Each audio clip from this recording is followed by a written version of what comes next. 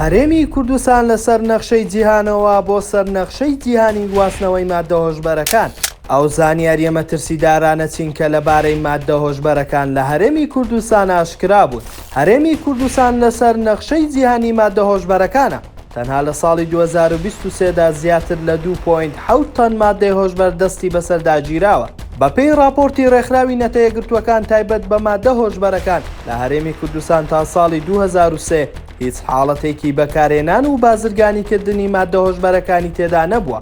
بەپێی ئاماری دەستگا ئەمنیەکانی هەولێر، سلێمانی و دوهۆک کە پێشکەش بە ڕێکخراوی نەتەوەیەکگرتووەکانی تایبەت بە ماددە هۆشبەرەکانیان کردووە، لە ماوەی ساڵانی 2019 تا 2023 بەردەوام قەبارەی دەست بەسەرداگرتنی ماددە هۆشبەرەکان ڕووی لاڵکشانە بە جۆرێک کۆی ماددەکانی حەشیش، تریاک، هیرۆین، کریستاڵ و کیپتاگۆنی دەست بەسەرداگیراو.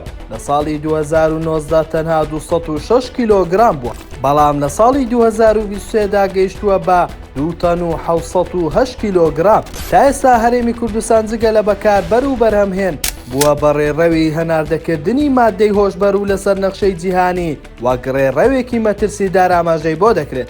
بەپێی راپۆرتی ڕێکخراوە نەتەوەیەکگرتووەکان تایبەت بە ماددە هۆشبەرەکان، جگەلەوەی عێراق و هەرێمی کوردستان پێگەیەکی ستراتیژیان هەیە وەک ڕێڕەوی گواستنەوەی ماددە هۆشبەرەکان و گرێدانی باشووری ڕۆژاوای ئاسیا و نیمچە دوورگەی عەرەبی و ئەوروپا پێکەوە. وای کردووە ئەم ناوچەیە تەنها وەک پردێکی بازرگانی نێوان بەرهەمهێنەران و بەکارهێنەران نەمێنێتەوە، بەڵکو خۆی بووە بە ناوچەی بەرهەمهێن و هەناردەکار، تەنانەت بەکاربەریش.